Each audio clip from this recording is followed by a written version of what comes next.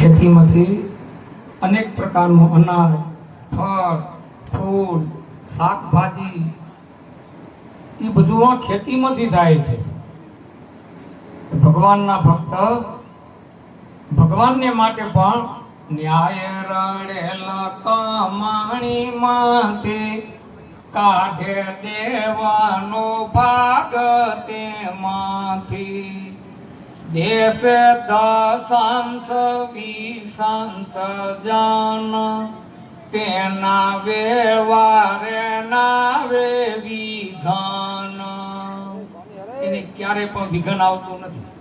એની ખેતી એને દે જ છે, પણ ભગવાનનો ભાગ કાઢવો જોઈએ. પોતાના નિયમ ધર્મ સ્વામિનારાયણ ભગવાન કુંડળ પધાર્યા. આવ્યા પ્રભુજી કુંડળ ગામમાં હરિભક્તોની પૂરવાહામ. એવામાં રામ પટગર આવ્યા, બળદને પાણી પાવા લાવ્યા.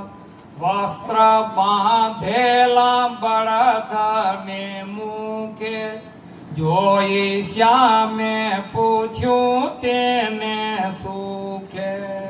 ખબર પડી કયા ગામમાં આવ્યા? કુંડળના કયા બાઈ હતા? રાઈ બાવો. ભગવાનના એકાંતિક ભગત.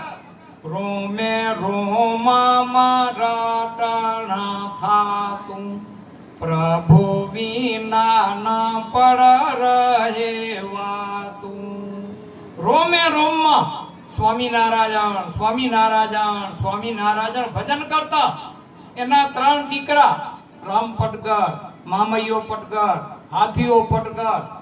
એના દીકરા પણ એવા ભગવાનના એકાંતિક ભગત ગયા. એટલે એના દીકરા એવા ભગવાનના ભગત. સ્વામિનારાયણ ભગવાન કુંડળ પધાર્યા. ત્યાં ગામની પાદરે મહારાજ આવ્યા ને, ત્યાં રાયબાઈના દીકરા રામ પટગર ત્યાં આવ્યા બળદને પાણી પાવા. તે વખતે તો ખેતી બધી બળદની હતી ને, અત્યારે ટ્રેક્ટર થઈ ગયા. પાણી પાવા આવ્યા ત્યાં બળદના મોઢામાં વસ્ત્ર બાંધેલા. મહારાજ કયા બળદના મોઢામાં વસ્ત્ર કેમ બાંધે? મહારાજ એને હું પાણી પાવા લઈ આવ્યો. અંગ્રેલું પાણી ન પીવાય ને. અત્યારે તો માણસો અંગ્રેલું પાણી પીઓ.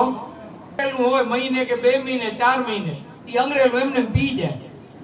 પણ આ રામ પટગર તો બળદના મોઢામાં વસ્ત્ર બાંધેલા. મહારાજ ગારેલું પાણી પીવાય તો તમે એને ધામમાં લઈ જાઓ. તમે લખ્યું ને પાણી ગારીને પીવું, એટલે ગારીને પાણી પીએ ને બળદ, એટલે આ વસ્ત્ર બાંધ્યા એના મોઢામાં. મહારાજ કે એ તો માણસનો ધર્મ, કઈ પશુનો ધર્મ નથી. પશુ તો અંગ્રેલું પાણી પીએ કે ઘરેલું પીએ, એને કઈ બાદ નથી. તમે એના મોઢામાં વસ્ત્ર ખોલી નાખો, મોઢું છૂટું કરો, એને પાણી પીવા દો. માણસના ધર્મ એ માણસને પાડવા છે. ભક્તો જમશે, બધું પવિત્ર થશે. પણ ભગવાનને યાદ કરવા એ આપણા જીવનમાં આવી કથા વાર્તા સાંભળી અને આપણા જીવનમાં એ શીખવાનું છે. સદાનંદ સ્વામી મહારાજ કી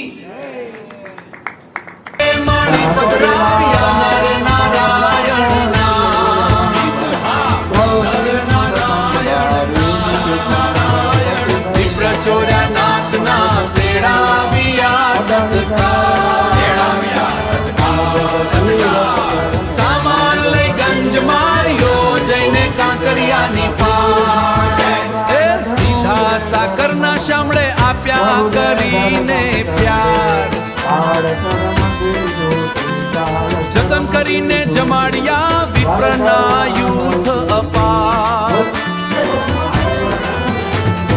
કાંકરિયે ડેડાણિયા 100 ગાવની સી. દળ દિશે રળિયામણું માહી છે અર્જુન નમવાર. દાસ ગોપાલ કઈ પક્રમા કરે છે.